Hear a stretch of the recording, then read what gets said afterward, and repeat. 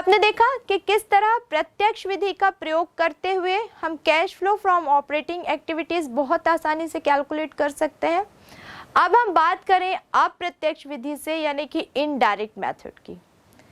तो indirect method से जब हम फर्स्ट यानी कि संचालन क्रियाओं की गणना cash flow from operating activities की कैलकुलेशन यहाँ पर करेंगे, तो यहाँ पर सबसे पहले हम देखेंगे कि शुद्ध रोकड़ प्रवाह यानी कि नेट कैश फ्लो की हमको कैलकुलेशन करनी है।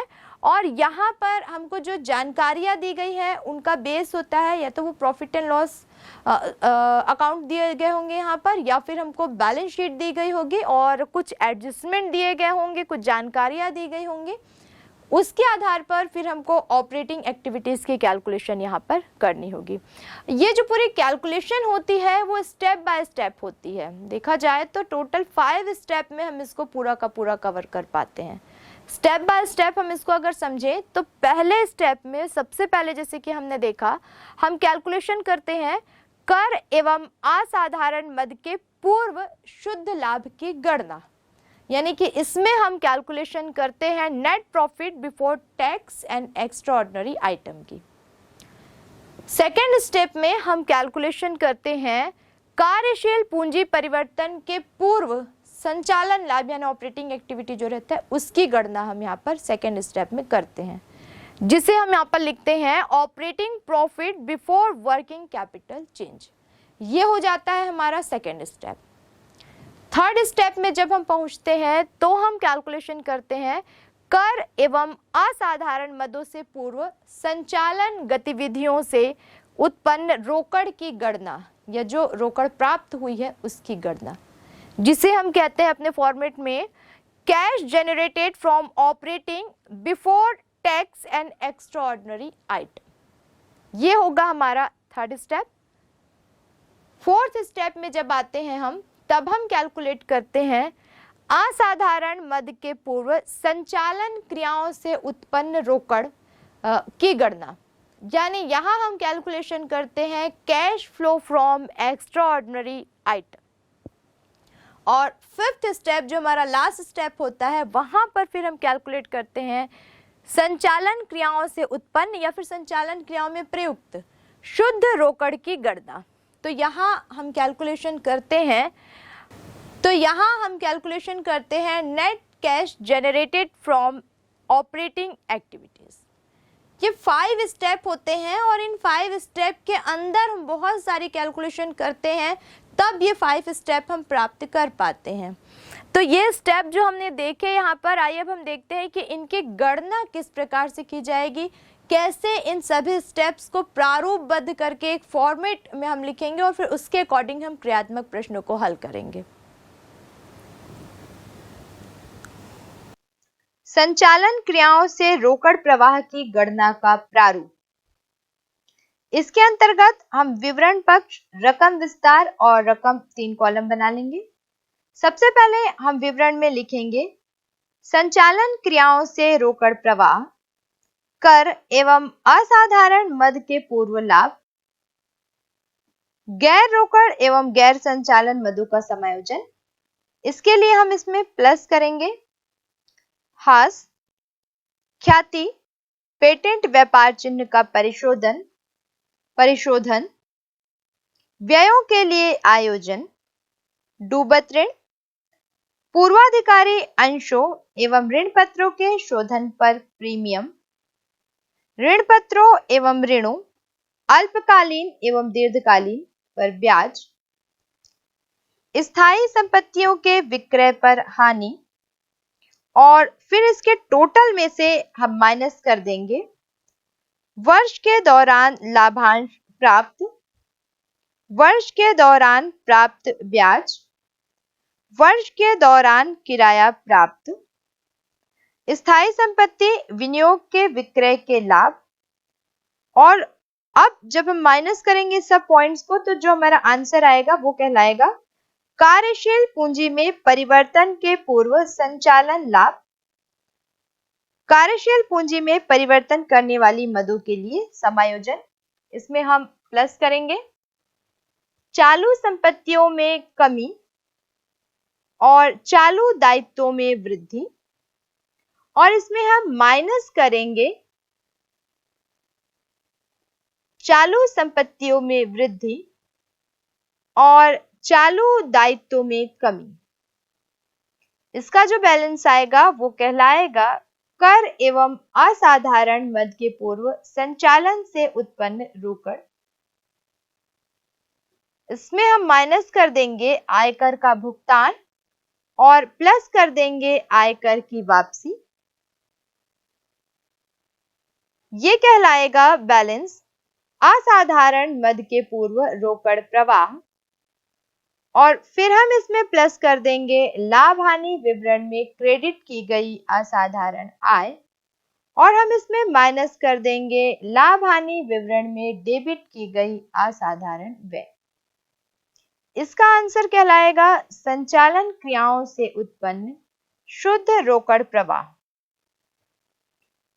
इसी के अंतर्गत कर एवं असाधारण मद के पूर्व शुद्ध लाभ की गणना के लिए हम जिस फॉर्मेट का प्रयोग करेंगे, लाभ हानि विवरण के अनुसार शुद्ध लाभ, लाभ हानि विवरण पत्र के अनुसार शेष या आधिक्य अंतिम। इसमें हम माइनस कर देंगे लाभ हानि विवरण पत्र के अनुसार शेष या आधिक्य प्रारंभिक। टोटल हम बाहर लिखेंगे और फिर इसमें हम ऐड करेंगे। संचय में स्थानांतरित चालू वर्ष या गत वर्ष का हो सकता है। कर के लिए प्रावधान चालू वर्ष का, प्रस्तावित लाभांश चालू वर्ष का, वर्ष के दौरान अंतिम लाभांश का भुगतान, लाभ हानि विवरण में डेबिट किए गए असामान्य व्यय, लाभ हानि विवरण में क्रेडिट की गई आयकर की वापसी और फिर हम इसमें माइनस करेंगे लाभ हानि विवरण में क्रेडिट की गई आयकर की वापसी, लाभ हानि विवरण में क्रेडिट की गई असाधारण आय और फिर जब इन दोनों को हम लेस कर लेंगे तो आंसर हमारा आ जाएगा कर एवं असाधारण मद के पूर्व शुद्ध लाभ। तो आपने देखा कि किस तरह एक व्यवस्थित प्रारूप के आधार पर हम cash flow from operating activities यानी कि रोकड़ प्रवाह संचालन क्रियाओं के माध्यम से इसकी गणना करेंगे। आइए इससे संबंधित कुछ क्रियात्मक प्रश्नों को हल करें। निम्न जानकारी से संचालन क्रियाओं से रोकड़ प्रवाह की गणना कीजिए। Balance in statement of profit and loss 31st March 2018, 54,750, 31st March 2017, 27,000। लाभ हानि विवरण के अनुसार शेष या आधिक्य, व्यापारिक प्राप्तियां trade receivables 31st March 2018, 11,250 for year ended 31st March 2018,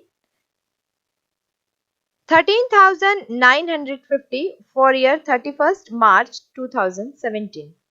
अदत्त व्यय outstanding expenses 31st March 2018 10,200, 31st March 2017 17,850. Patents 31st March 2018 no amount, 31st March 2017 18,000. पूर्व दत्त व्यय prepaid expenses 31st March 2018 14,000, 31st March 2017 12,000. व्यापारिक देयताएं trade payables 31st March 2018 32,000, 31st March 2017 44,000. इस question में हम देख रहे हैं कि सबसे पहले तो हमको operating profit before capital working capital changes चाहिए, जिसके लिए हमको यहाँ पे बैलेंस दिया गया है statement of profit and loss का। उसको हम जो ईयर एंडेड 2018 का है उसमें से 2017 का जो क्लोजिंग बैलेंस है उसको हम माइनस कर देंगे, तो जो बैलेंस हमको बच जाएगा वो हम मान लेंगे कि ये operating profit working capital change है। अब हम इसमें करेंगे कैश फ्लो ऑपरेटिंग प्रॉफिट के लिए एडजस्टमेंट, जिसमें हम एडजस्टमेंट कर लिखेंगे adjustment for changing in working capital item और ऐड हम करेंगे सबसे पहले डिक्रीज इन ट्रेड रिसीवेबल्स, जिसे हमने अपने फॉर्मेट में देखा था कि संपत्तियों के मूल्य में कमी को हम यहाँ पर ऐड करते हैं, दायित्वों के मूल्य में वृद्धि को हम यहाँ पे ऐड करते हैं। तो इसके अकॉर्डिंग हम यहाँ पर डिक्रीज इन ट्रेड रिसीवेबल हम यहाँ देख रहे हैं कि पहले जो ट्रेड रिसीवेबल थे 2017 में वो 13,950 के थे और 18 में वो 11,250 के हो गए। तो यहाँ पर 2,700 इसमें डिक्रीज हुआ है, जिसको कि हम यहाँ पर ऐड करेंगे डिक्रीज इन ट्रेड रिसीवेबल 2017। तो हमारे पास जो operating profit working capital change था वो था 27,750 और अब उसमें हम ऐड कर दिए डिक्रीज इन ट्रेड रिसीवेबल्स 2,700, तो ये टोटल हो जाता है 30,450। और अब हम इसमें लेस कर दें, तो क्या क्या लेस करें हम इसमें कि एक तो आउटस्टैंडिंग एक्सपेंसेस है, इसको हम देख रहे हैं यहाँ पर। ये जो आउटस्टैंडिंग एक्सपेंस है ये हमारी लायबिलिटी है, आउटस्टैंडिंग एक्सपेंसेस लायबिलिटी होते हैं और क्योंकि ये एक प्रकार की लायबिलिटी है और यहाँ पर हम देख रहे हैं कि 2017 में ये आउटस्टैंडिंग एक्सपेंसेस 17,850 के थे और 2018 में ये 10,200 के हो गए, यानी कि डिक्रीज हो गए। अब लायबिलिटी अगर डिक्रीज हो जाए तो हमने देखा फॉर्मेट में, फिर हम उसको यहाँ पर लेस कर देते हैं। तो यहाँ पर हम लेस में लिखेंगे डिक्रीज इन आउटस्टैंडिंग एक्सपेंसेस और डिफरेंस देख लेते हैं हम दोनों में डिफरेंस कितने का है। तो यहाँ आपको 7,650 रुपीज का डिफरेंस दिख रहा है। एक पॉइंट हमको यहाँ दिखाई दे रहा है पेटेंट। पेटेंट को अगर हम देखें तो पेटेंट जो है वो इसकी वैल्यू जो है वो 2017 टू 18 कंपैरिजन में कहीं पे भी नहीं दी गई है और ये अगर देखा जाए तो इस पेटेंट जो है वो आउटफ्लो माना जाता है और इन्वेस्टिंग एक्टिविटी है, तो उसको यहाँ पर हम कैश एक्टिविटी में इंक्लूड नहीं कर रहे हैं। नेक्स्ट हम देख रहे हैं प्रीपेड एक्सपेंसेस। अब प्रीपेड एक्सपेंसेस है, सबसे पहले तो हमको समझना है कि ये है हमारे लिए एसेट्स क्योंकि प्रीपेड है। अब देखते हैं इसमें चेंजेस क्या आया है। तो 2017 में था ये 12,000 का और 2018 में ये हो गया 14,000 का, यानी कि 2,000 इंक्रीज हो रहा है। तो 2,000 इंक्रीज अगर होता है, कोई एसेट्स की वैल्यू अगर इंक्रीज होती है तो हमने देखा कि उसको हम यहाँ माइनस में लिखते हैं। तो माइनस यानी कि लेस में हम इसको लिख देंगे इंक्रीज प्रीपेड एक्सपेंसेस और बैलेंस अमाउंट 2,000 को यहाँ हम लिखेंगे। उसके बाद है ट्रेड पेबल। ट्रेड पेबल व्यापारिक देयता है, लाइबिलिटीज है यानी हमारी। 2017 में ये 44,000 की थी और 2018 में ये 32,000 की हो गई, यानी कि डिक्रीज हो गई। अब हमको इस बात का ध्यान में रखना है कि ये लाइबिलिटीज है और डिक्रीज हुई है, तो लाइबिलिटी अगर डिक्रीज होती है तो यहाँ पर हम इसको लेस में लिखते हैं और हम यहाँ लिखेंगे डिक्रीज इन ट्रेड पेबल और डिफरेंस की जो अमाउंट है 44,000 माइनस 32,000, 12,000 हम यहाँ पे लिखेंगे। 31 मार्च 2018 को बजरंग लिमिटेड का लाभ 67,200 था। निम्न जानकारी से संचालन क्रियाओं से रोकड़ प्रवाह की गणना कीजिए। Bajrang limited earned a net profit ₹67,200 for the year ended 31st March 2018. You are required to calculate cash flow from activities from the following information. Particulars विवरण चालू विनियोग current investment for 31st March 2018 28,000, for 31st March 2017 22,000. व्यापारिक प्राप्तियां trade receivables for 31st March 2018 14,800 and for 31st March 2017 16,800. अदत्त व्यय outstanding expenses for 31st March 2018 60,000 and for 31st March 2017 48,000. संचित व्यय accumulated depreciation for 31st March 2018 56,000 and for 31st March 2017 40,000. पूर्व दत्त व्यय prepaid expenses for 31st March 2018 13,000 and for 31st March 2017 9,000. ख्याति goodwill 31st March 2018 32,000 and 31st March 2017 48,000. व्यापारिक देयताएं trade payables 36,400 for 31st March 2018 and for 31st March 2017 21,700. इस प्रश्न में हम देख रहे हैं कि हमको जो विवरण दिए गए हैं उनके दो क्लोजिंग बैलेंसेस दिए गए हैं 2017 के और 2018 के। इनके बेस पर हमको cash flow operating profit calculate करना है। इसके लिए सबसे पहले हमने फॉर्मेट में देखा कि हमको चाहिए net profit for the year. तो net profit for the year यहाँ पर हमको 67,200 कैलकुलेट करके दे दिया गया है, जिसे हम अमाउंट कॉलम में लिख देंगे और उसके बाद फिर हम इसमें एडजस्टमेंट करेंगे। तो फॉर्मेट में हमने देखा कि जब हम cash flow from operating profit करते हैं तो दो तरह के एडजस्टमेंट हम यहाँ पर लेते हैं, जिसमें पहला एडजस्टमेंट होता है adjustment for non cash and non operating item और दूसरा एडजस्टमेंट होता है adjustment for changing in working Capitals item. तो अगर हम adjustment for non cash and non operating item को देखें तो इसमें हम क्या क्या ऐड करेंगे। यहाँ हम देख रहे हैं कि एक चीज जो डेप्रिसिएशन है उसमें किस तरह से चेंजेस आ रहे हैं। तो क्योंकि नॉन ऑपरेटिंग में हमको यहाँ पर केवल दो ही चीजें दिखाई दे रही हैं, एक तो डेप्रिसिएशन हमको नॉन ऑपरेटिंग दिख रहा है यहाँ पर और दूसरा गुडविल। बाकी जितने भी पॉइंट्स दिख रहे हैं वो सब ऑपरेटिंग रिलेटेड है, तो इनको हम अलग कर लें। डेप्रिसिएशन हम देख रहे हैं कि 2017 में 40,000 था, जबकि 2018 में बढ़कर 56,000 हो गया। ऐसी कंडीशन में ये एक्सपेंस है और ये इंक्रीज हो जा रहा है, लॉस है इंक्रीज हो जा रहा है, तो इसको हम ऐड में लिखेंगे।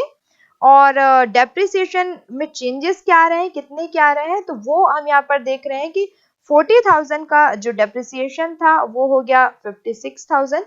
तो डिफरेंस की जो अमाउंट है 16,000 वो हम यहाँ पर लिखेंगे। और उसके बाद हम सेकेंड देख रहे हैं कि गुडविल यहाँ पर दी गई है। तो गुडविल हम देख रहे हैं यहाँ पर कि 48,000 की गुडविल थी और अब वो गुडविल जो है वो हो गई है 32,000 की।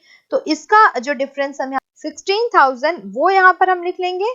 और उसके बाद अब हम इस पूरे का टोटल कर देंगे तो हम यहाँ देख रहे हैं कि 67,200 जो है ये net profit for the year दिया गया है। इसमें हम ऐड कर दें जो हमने डेप्रिसिएशन का बैलेंस लिया था वो, और फिर हम इसमें ऐड कर दें 16,000 गुडविल की अमाउंट जो है वो हम इसमें ऐड कर दें। तो ये टोटल अमाउंट हमको यहाँ पर जो है वो मिल जाती है 95,200। Depreciation accumulated depreciation amount 52,000। अब हम करें adjustment for changes in working capital item. तो इसमें हम देखते हैं कि किन किन चीजों को हम ऐड करते हैं। एक तो अब हमको यहाँ पर दिख रहा है working capital related trade receivable. तो ट्रेड रिसीवेबल हम यहाँ पे देख रहे हैं कि 17 में 16,800 था और 18 में 14,800 हो गया, यानी कि डिक्रीज हो गया है। अब ये ट्रेड रिसीवेबल है, एक प्रकार से देखें तो एसेट्स है और ये डिक्रीज होता है, तो ये ऐड का ये पॉइंट ऐड हम इसमें करेंगे। तो हम डिफरेंस यहाँ पर देख रहे हैं कि 2,000 डिक्रीज हुआ है, तो 2,000 की अमाउंट हम यहाँ पर लिख लेंगे। उसके बाद हम देख रहे हैं ट्रेड पेबल दिया गया है, जस्ट अपोजिट लायबिलिटी है ये, और ये हम यहाँ पर देख रहे हैं कि ये इंक्रीज हो रहा है। 2017 में 21,700 था और 2018 में 36,400 हो गया। तो ये पेबल्स है यानी कि लायबिलिटीज है, और क्योंकि लायबिलिटीज इंक्रीज हो रही है इसलिए हम इसको यहाँ पर ऐड में डालेंगे। और यहाँ हम डिफरेंस देख रहे हैं कि डिफरेंस इसमें आ रहा है, इंक्रीमेंट का डिफरेंस 14,700 वो हम यहाँ लिख लेंगे। फिर हमको एक चीज दिखाई दे रही है यहाँ पर working capital related to outstanding expenses. तो आउटस्टैंडिंग एक्सपेंसेस हम यहाँ देख रहे हैं कि पहले जो आउटस्टैंडिंग एक्सपेंसेस थे 2017 में वो 48,000 के थे और 2018 में वो 60,000 के हो गए, यानी कि 12,000 का यहाँ पर भी इंक्रीमेंट देखने को मिल रहा है। दूसरी बात कि आउटस्टैंडिंग है मतलब कि लायबिलिटी है, यानी कि लायबिलिटी जो है वो इंक्रीज हो रही है और ऐसी कंडीशन में हम इसको ऐड में डालेंगे। और यहाँ हम लिखेंगे इंक्रीज इन आउटस्टैंडिंग एक्सपेंसेस, और डिफरेंस के अमाउंट हम देख रहे हैं कि 12,000 से ये इंक्रीज हुआ है। तो 95,200 जो हमको operating profit before working capital change मिली थी, उसमें हम इस तीनों मदों को अगर हम जोड़ देते हैं तो टोटल हमको मिल जाता है 1,23,900। और फिर हम इसमें लेस कर दें एसेट्स एक जो इंक्रीज हो रही है उसको, तो एसेट्स हमको यहाँ पे प्रीपेड एक्सपेंसेस जो दिख रहे हैं, क्योंकि प्रीपेड एक्सपेंसेस हमारे लिए एसेट्स होते हैं, और एसेट्स की वैल्यू अगर इंक्रीज होती है तो फिर वो यहाँ पर लेस हो जाता है, जैसे कि हमने फॉर्मेट में देखा है। तो एसेट्स यानी प्रीपेड एक्सपेंसेस है 9,000, इसमें हम 4,000, इसमें जो इंक्रीज हुआ है वो है 13,000, यानी कि 4,000 का इंक्रीमेंट हुआ है, और 4,000 हम यहाँ पर लेस कर दें तो बैलेंस जो आ जाता है वो आ जाता है 1,19,900, और net cash generated from operating activities के अंतर्गत ही आ जाएगा। निम्न जानकारी से संचालन क्रियाओं से रोकड़ प्रवाह की गणना कीजिए। Calculate cash flow from operating activities from the following information. कर एवं प्रस्तावित लाभांश के बाद लाभ, net profit after provision and tax and proposed dividend 1,40,000। व्यापारिक प्राप्तियों में वृद्धि, इंक्रीज इन ट्रेड रिसीवेबल्स 12,000। अदत्त व्यय में कमी, decrease in outstanding expenses 2,800। Machine पर हास, डेप्रिसिएशन ऑन मशीनरी 28,000। कर के लिए प्रावधान, प्रोविजन फॉर टैक्स 54,000। ख्याति का अपलेखन, गुडविल अमोर्टाइज्ड 36,000। व्यापारिक देयताओं में वृद्धि, increase in trade payable 14,000। Machine के विक्रय पर हानि, loss on sale of machinery 18,000। भूमि विक्रय से लाभ, gain on sale of land 31,000। प्रस्तावित लाभांश, प्रपोज्ड डिविडेंड 32,000। आयकर चुकाया, इनकम टैक्स पेड 45,000। आयकर वापसी, इनकम टैक्स रिफंड 2,000। इस क्वेश्चन में हम देख रहे हैं कि हमको cash flow from operating profit की कैलकुलेशन यहाँ पर करनी है, और जैसे कि हमने फॉर्मेट में देखा वीडियो में कि किस प्रकार cash flow from operating profit जब हम बनाते हैं तो सबसे पहले हम net profit before tax and extraordinary item यहाँ पर लिखते हैं, जो कि हमको एक अदर फॉर्मेट के द्वारा जिसमें हम कैलकुलेशन करेंगे net profit before tax and extraordinary item, उसके द्वारा प्राप्त होगा। तो इसके पहले कि हम cash flow from operating profit calculate करें, हम कैलकुलेट कर लेंगे net profit before tax and extraordinary item, और इसके लिए हम अलग से फॉर्मेट बनाएंगे, और इसमें हम सबसे पहले लिखेंगे net profit after provision and tax, जो कि हमको क्वेश्चन में दिया गया है 1,40,000। इसमें हम ऐड कर देंगे provision for tax and proposed dividend, जैसे कि हमने फॉर्मेट में देखा था कि अगर हमको net profit before tax and extraordinary item नहीं दिए गए हैं तो हम किस तरह से इसको कैलकुलेट करेंगे। तो इसमें हम ऐड कर देंगे प्रोविजन फॉर टैक्स, जो कि क्वेश्चन में दिया गया है 54,000। फिर हम इसमें ऐड कर देंगे प्रपोज्ड डिविडेंड 32,000, और ये टोटल हो जाएगा 2,26,000। और इसमें क्योंकि एक रिफंड वाला टॉपिक भी दिया गया है तो रिफंड को हम इसमें से माइनस कर देंगे। तो refund of tax credited to statement of profit and loss, तो 2,000 हम इसमें से माइनस कर देंगे। तो ये जो बैलेंस बचेगा हमारा वो हो जाएगा net profit before tax and extraordinary item 2,24,000। तो इस फॉर्मेट से हमने net profit before tax and extraordinary item की कैलकुलेशन कर ली है। अब इसके बेस पे हम cash flow from operating profit की कैलकुलेशन कर लेंगे। तो cash flow from operating profit में सबसे पहले हम लिखते हैं net profit before tax and extraordinary item, तो ये हो जाएगा हमारा 2,24,000। और अब चलिए इसमें हम एडजस्टमेंट करते हैं। कौन कौन से दो एडजस्टमेंट हम यहाँ पर लेते हैं, एक हम adjustment for non cash and non operating item लेते हैं, और दूसरा हम वर्किंग कैपिटल आइटम के लिए लेते हैं। तो जब हम adjustment for non cash and non operating items की बात करते हैं तो इसमें हम कुछ चीजों को ऐड करते हैं और कुछ चीजों को लेस करते हैं। हमने फॉर्मेट में देखा कि कौन कौन सी मदें नॉन ऑपरेटिंग आइटम्स में, नॉन कैश आइटम्स में ऐड होती हैं और कौन कौन सी मदें लेस होती हैं। इसके अकॉर्डिंग हम इस पूरे फॉर्मेट में से उन मदों को छांटकर अलग कर लेंगे। तो सबसे पहले हमको नॉन ऑपरेटिंग यहाँ पर दिखाई दे रहा है डेप्रिसिएशन। डेप्रिसिएशन को हम देख रहे हैं कि डेप्रिसिएशन ऑफ मशीनरी जो है वो है 28,000, उसको हम यहाँ पर लिख लेंगे। फिर गुडविल दी गई है, वो भी नॉन ऑपरेटिंग आइटम है, उसको हम लिख लेंगे 36,000। और फिर दी गई है loss on sale of machinery 18,000। ये तीन चीजें हमको नॉन ऑपरेटिंग दिखी जिसकी हमने यहाँ पे वैल्यू लिख ली, और इसको हम जोड़ देंगे net profit before tax and extraordinary item में, तो ये हो जाएगा 3,06,000। इसमें हम लेस करेंगे, एक तो हमको यहाँ पर नॉन ऑपरेटिंग जो गेन है वो दिखाई दे रहा है, gain on sale of land 31,000, उसको हम यहाँ पर लेस कर देंगे, और फिर जो बैलेंस आएगा वो हो जाएगा हमारा operating profit before working capital change. अब हमको इसमें एडजस्टमेंट करना है, adjustment for changes in working capital item. तो वर्किंग कैपिटल के आइटम में हमको यहाँ पर ट्रेड पेबल दिखाई दे रहा है, रिसीवेबल दिखाई दे रहा है, आउटस्टैंडिंग एक्सपेंसेस है इसमें। तो इसके बेस पे हम इसको तैयार करेंगे। तो यहाँ हम सबसे पहले देख रहे हैं कि एक ट्रेड पेबल दिया गया है, यानी कि लायबिलिटी है और वो भी इंक्रीज दी गई है, इंक्रीज करके। तो हमने देखा पिछले क्वेश्चन में भी हमने इससे रिलेटेड एक पॉइंट देखा था, और वीडियो में भी हमने देखा, फॉर्मेट में देखा था कि अगर कोई लायबिलिटी इंक्रीज हो जाती है तो हम उसको ऐड कर देते हैं।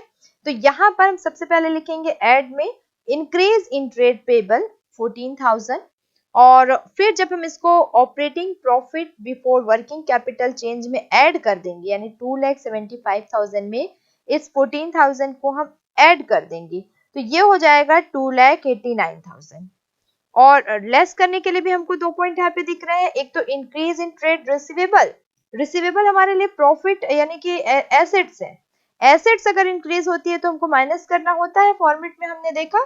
तो ये हो जाता है 12,000 यहाँ पर minus increase in trade receivable. और एक चीज हमको यहाँ पर दिखाई दे रही है, decrease in outstanding expenses. Outstanding expenses हमारे लिए लायबिलिटी है, और लायबिलिटी अगर डिक्रीज होती है तो फिर वो लेस हो जाती है। तो यहाँ पर हम लिखेंगे डिक्रीज इन आउटस्टैंडिंग एक्सपेंसेस, और 2,800 हम यहाँ पर उसकी वैल्यू पुट कर देंगे। और अब जो बैलेंस आता है इनको माइनस करने के बाद वो कहलाता है net cash generated from operating activities before tax. तो ये हमारा बैलेंस आ रहा है 2,74,200 का। इसमें हम लेस कर देंगे टैक्स पेड जो कि 45,000 है, जैसे कि हमने अपने फॉर्मेट में देखा, टैक्स पेड हम यहाँ पे लेस कर देते हैं, तो हमारा बैलेंस आ जाता है 2,29,200। और रिफंड ऑफ टैक्स भी दिया गया है, तो रिफंड ऑफ टैक्स हम इसमें प्लस कर लें, क्योंकि यहाँ पे हमारा जो बेस था वो था net profit before tax and extraordinary item, इसलिए हमको यहाँ पर रिफंड को फिर वापस से फिर से ऐड करना पड़ रहा है। तो रिफंड यहाँ पर दिया गया है 2,000, इसको हम इसमें ऐड कर दे तो हमको मिल जाएगा net cash generated from operating activities 2,31,200। Rajshri limited के लाभ हानि विवरण पत्र एवं अन्य सूचनाएं निम्न प्रकार हैं। संचालन क्रियाओं से रोकड़ प्रवाह की गणना कीजिए। You are given below the statement of profit and loss of Rajshri Limited along with additional information. Calculate cash flow from operating activities. लाभ हानि विवरण 31 मार्च 2018 को समाप्त वर्ष के लिए statement of profit and loss for the year ended 31 March 2018। Particulars, first, संचालन से आय रेवेन्यू फ्रॉम ऑपरेशन 4,60,000। सेकेंड, अन्य आय अदर इनकम 14,000। थर्ड, कुल आय total revenue first plus second 4,74,000। Fourth, व्यय एक्सपेंसेस, ए, व्यापार के लिए माल का क्रय purchase of stock in trade 2,91,200। B, व्यापार में स्टॉक में परिवर्तन changes in inventory of stock in trade प्रारंभिक स्टॉक ₹16,000, अंतिम stock ₹19,200. Opening inventory 16,000 and closing inventory is ₹19,200. Amount 32,000. कर्मचारी कल्याण व्यय employees benefit expenses 36,000. D. हास एवं ऋण मुक्ति व्यय डेप्रिसिएशन एंड amortization expenses 10,000. अन्य व्यय अदर एक्सपेंसेस 34,800. टोटल 3,68,800. फिफ्थ, कर के पूर्व लाभ net profit before tax third minus 4 1,05,200. Six, आयकर चुकाया less tax paid 12,000 balance. Seven, कर के पश्चात लाभ net profit after tax fifth minus 6 93,200. Notes of accounts particular. First, अन्य आय अदर इनकम. ए, किराया प्राप्त रेंट रिसीव 75,000. बी, विनियोगों पर प्राप्त ब्याज interest receive on investment 6,500. Total 14,000. Second, अन्य व्यय अदर एक्सपेंसेस. ए, निर्माणी व्यय manufacturing expenses 6,000. B, insurance 1,800. C, प्रशासनिक व्यय एडमिनिस्ट्रेशन एक्सपेंसेस 9,400. डी, बिक्री एवं वितरण व्यय selling and distribution expenses 11,600. E, machine के विक्रय से हानि loss on sale of assets 6,000. Total 34,800. अतिरिक्त जानकारी एडिशनल इंफॉर्मेशन. अदत्त मजदूरी outstanding wages for the year ended 31st March 2018 8,000 and for the year ended 31st March 2017 nil. अदत्त वेतन outstanding salaries for the year ended 31st March 2018 25,000 and for 31st March 2017 30,000. Purvadatta बीमा prepaid insurance for 31st March 2018 18,000 and for 31st March 2017 15,000. उपार्जित commission accrued commission for year ended 31st March 2018 17,000 and for year ended 31st March 2017 13,600. इस question में जब हम cash flow from operating profit की calculation करेंगे तो सबसे पहले हमको चाहिए होगी net profit before tax and extraordinary item. यहाँ पर हम देख रहे हैं कि net profit before tax and extraordinary items के अंतर्गत जो कैलकुलेशन है वो करके दे दी गई है. जहां पर हम लाभ हानि खाते का विवरण देख रहे थे वहां फिफ्थ पॉइंट में नेट प्रॉफिट बिफोर टैक्स 1,05,200 दे दिया गया है, उसको हम यहाँ बेस मान लेंगे. और फिर हम उसके बाद देख रहे हैं यहाँ पर कि इसमें हमको एडजस्टमेंट जो है वो टू टाइप्स एडजस्टमेंट करने होते हैं. जैसे कि अभी तक हमने देखा, एक तो हमको adjustment for non cash and non operating item को ध्यान में रखना है और दूसरा हमको adjustment for changing in working capital item को ध्यान में रखना है. तो यहाँ जब लाभ हानि का जब हम फॉर्मेट देख रहे हैं तो वहां हमको नॉन कैश या फिर नॉन ऑपरेटिंग आइटम जो दिखाई दे रहे हैं वो है डेप्रिसिएशन ऑन एमोर्टाइजेशन एक्सपेंसेस और दूसरी हमको चीज दिख रही है वहां पे loss on sale of assets machine के विक्रय से हानि. तो ये जो दो पॉइंट है इसको हम यहाँ पर यहाँ से ले लेंगे नोट्स ऑफ अकाउंट्स में से. तो यहाँ पे हमको डेप्रिसिएशन एंड अमोर्टाइजेशन एक्सपेंसेस जो दिए गए हैं वो दिख रहे हैं हमको यहाँ पर 10,000 और loss on sale of assets हम क्वेश्चन में देख पा रहे हैं 6,000 के हैं. तो इसको हम ले लेंगे.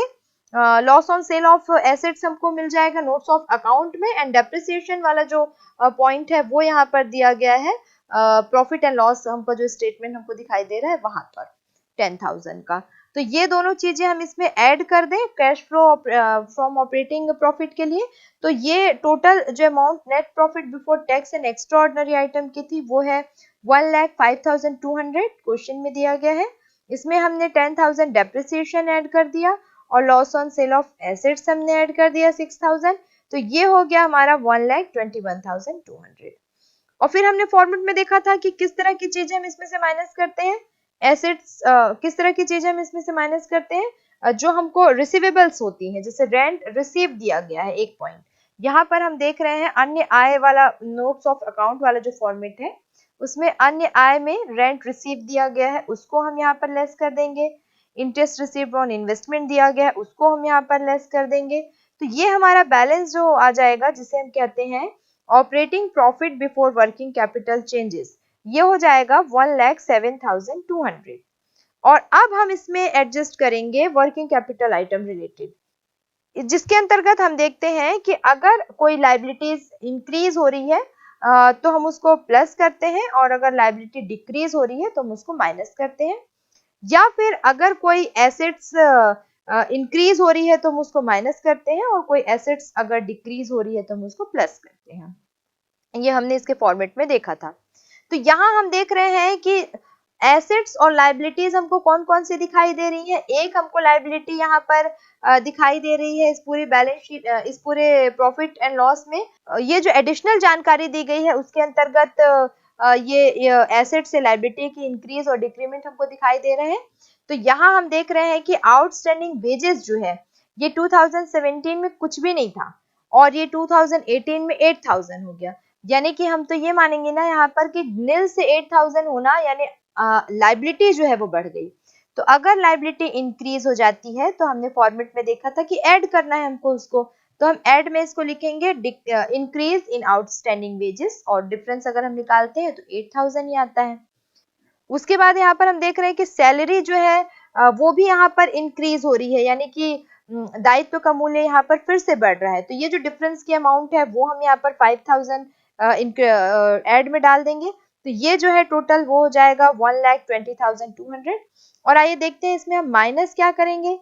तो एक हमको प्रीपेड इंश्योरेंस दिखाई दे रहा है, पहले प्रीपेड इंश्योरेंस था 15,000 और 2018 में ये बढ़कर 18,000 हो गया, मतलब 3,000 का इंक्रीमेंट यहाँ पर दिखाई दे रहा है हमको, तो इसको हम लेस में डाल देंगे। और एक हमको एक्रूड कमीशन, यानी कि ये भी एसेट्स है, एक्रूड कमीशन यानी एसेट्स हमको इंक्रीज होता हुआ दिखाई दे रहा है, पहले ये था 13,600 का, अब हो जा रहा है ये 17,000 का, तो क्योंकि इंक्रीज हो रहा है तो इसको हम यहाँ पर ऐड में लिख लेंगे 3,400। तो अब यहाँ हम देख रहे हैं कि टोटल जो है हो रहा है इसका, जिसे हम कहते हैं cash generated from operating activities before tax, ये हो जाता है 1,13,800। और हम एक बार देख लेते हैं कि टैक्स पेड या रिफंड के बारे में अगर कोई जानकारी दी गई है प्रश्न में तो उसको भी हम यहाँ पर लिख लेते हैं। तो टैक्स पेड दिया गया है 12,000 का, वो हम यहाँ पे लेस कर दें, तो 1,13,800 में से 12,000 टैक्स पेड हम लेस कर दें, तो यहाँ हमको मिल जाता है net cash generated from operating activities 1,01,800। 31 March 2018 को समाप्त होने वाले वर्ष के लिए स्वामी लिमिटेड के लाभ हानि जानकारी निम्नलिखित है। Swami limited reported the profit for the year ending 31 March 2018 as under. संचालन से आय रेवेन्यू फ्रॉम ऑपरेशन ₹10 लाख, अन्य आय असाधारण आय लाभ other income extraordinary gains ₹24,000, total आय टोटल रेवेन्यू ₹10,24,000 माइनस व्यय एक्सपेंसेस संचालन व्यय ऑपरेटिंग एक्सपेंसेस ₹6,80,000, डेप्रिसिएशन ₹84,000, टोटल 7,64,000, कर से पूर्व के लाभ प्रॉफिट बिफोर टैक्स ₹2,60,000 माइनस कर के लिए आयोजन 40%, provision for tax at the rate of 40%, ₹1,04,000, कर के पश्चात लाभ प्रॉफिट आफ्टर टैक्स ₹1,56,000। अतिरिक्त सूचनाएं एडिशनल इंफॉर्मेशन। ए, संचालन व्ययों में मशीन के विक्रय से हानि 12,000 रुपए शामिल है। Operating expenses include ₹12,000 regarding loss on sale of machinery. B, वर्ष 2017-18 में कर का वास्तविक भुगतान किया गया 88,000। Actual payment of tax ₹88,000 is made during the year 2017-18. C. अन्य चालू मदे निम्न है। Balance current item as follow. Balance current item are as follows. विवरण: व्यापारिक प्राप्तियां trade receivables for the year ended 1st April 2017 50,000 and for the year ended 31st March 2018 rupees 60,000. Stock माल सूचियां inventories for the year ended 1st April 2017 rupees 50,000 and for the year ended 31st March 2018 rupees 44,000. व्यापारिक देयताएं trade payable 1st April 2017 rupees 30,000 and for the year ended 31st March 2018 rupees 36,000. अप्रत्यक्ष विधि का प्रयोग करते हुए संचालन क्रियाओं से रोकड़ प्रवाह की गणना कीजिए। Calculate cash flow from operating activity using direct method. इस प्रश्न में हमको डायरेक्ट मेथड यूज करना है cash flow from operating activity की कैलकुलेशन के लिए। और डायरेक्ट मेथड से जब हम cash flow from operating activities calculate करते हैं तो हमको net profit before tax and extraordinary item की जरूरत पड़ती है। तो यहाँ पर हमको net profit before tax and extraordinary item दिया गया है क्वेश्चन में। Before tax profit before tax PBT जिसको हम देख रहे हैं 2,60,000 को हम बेस मान लेंगे और फिर उसमें हम कुछ एडजस्टमेंट करेंगे। Adjustment for non cost and non operating expenses. इसमें हम लॉस टाइप के जो आइटम है उनको ऐड कर देते हैं, हम प्रॉफिट टाइप के जो आइटम होते हैं उनको हम लेस कर देते हैं। यहाँ पर डेप्रिसिएशन कैलकुलेट करके दे दिया गया है 84,000, उसकी वैल्यू यहाँ हम लिख लेंगे। Loss on sale of machinery हमको दिखाई दे रहा है, यहाँ पर एडजस्टमेंट में दिया गया है कि 12,000 रुपए की हानि हुई है मशीनों के विक्रय से, तो वो 12,000 यहाँ पे लॉस है इसलिए हम इसको यहाँ पर ऐड कर देंगे। तो टोटल 96,000 हम यहाँ पर ऐड कर देंगे 2,60,000 में से। और फिर हम यहाँ पे देख रहे हैं कि जब हम 2,60,000 में ऐड कर देंगे 96,000 तो टोटल हमको मिल जाएगा यहाँ पे 3,56,000। और अब ये जो 3,56,000 हमको मिल गया ये हो गया operating profit before working capital charges. तो ये 3,56,000 में हमको फिर से एडजस्टमेंट करना है जिसमें हमको ध्यान रखना है कि अगर किसी करंट एसेट्स की वैल्यू इंक्रीज होती है तो उसको हमको ऐड करना है। तो इसके लिए हमको ध्यान में रखना है कि अगर किसी करंट लायबिलिटी की वैल्यू इंक्रीज होती है तो उसको हमको ऐड में रखना है, या फिर किसी करंट एसेट्स की वैल्यू डिक्रीज होती है तो उसको हमको ऐड में रखना है। दूसरी बात, अगर किसी करंट एसेट्स की वैल्यू इंक्रीज होती है तो वो लेस हो जाएगा, और अगर किसी लायबिलिटी करंट लायबिलिटी की वैल्यू डिक्रीज होती है तो वो लेस हो जाएगा। तो इस बेस पे हम यहाँ पे देख रहे हैं कि इन्वेंट्रीज हमको दिखाई दे रही है, जो हमको एडिशनल इंफॉर्मेशन दी गई है उसमें इन्वेंट्रीज दिखाई दे रही है। इन्वेंट्रीज हमको यहाँ पर दिखाई दे रही हैं जो कि 2017 में 50,000 थी और 2018 में 44,000 हो गई, यानी कि 6,000 यहाँ पर जो इन्वेंट्रीज है उसमें डिक्रीज हो रहा है वो, तो इसको हम ऐड में लिख देंगे। फिर हम देख रहे हैं ट्रेड पेबल, ये भी एक प्रकार से लायबिलिटी है हमारे लिए, जो कि 17 में 30,000 की थी और 2018 में वो 36,000 की हो गई, यानी ये हमारी लायबिलिटी जो है वो इंक्रीज हो रही है। कितने से इंक्रीज हो रही है? 6,000 से, तो वो 6,000 हम यहाँ पर लिख लेंगे। तो टोटल 12,000 जो है वो यहाँ पर ऐड में आ जाएगा, जिसको कि हम फिर आउटर अमाउंट में लिखेंगे और ये टोटल हो जाएगा 3,68,000। फिर हम इसमें लेस करेंगे ट्रेड रिसीवेबल्स को, तो ट्रेड रिसीवेबल इसलिए हम इसमें लेस कर रहे हैं क्योंकि ये 2017 में 50,000 का था और 18 में 60,000 का हो गया, यानी कि 10,000 ये इंक्रीज हो गया। तो अब हम इसको लेस कर देंगे 10,000, 3,68,000 में 10,000 हम लेस कर देंगे तो ये आ जाएगा cash flow from operating activities before tax 3,58,000। और इसमें फिर हम लेस करेंगे इनकम टैक्स पेड। तो इनकम टैक्स पेड हम इसमें लेस कर देंगे, ये हमको क्वेश्चन में दिया गया है 88,000। ये हम अगर इसमें से लेस करते हैं तो हमको जो आंसर मिलता है वो आ जाएगा cash generated from operating activities after tax but before extra ordinary item.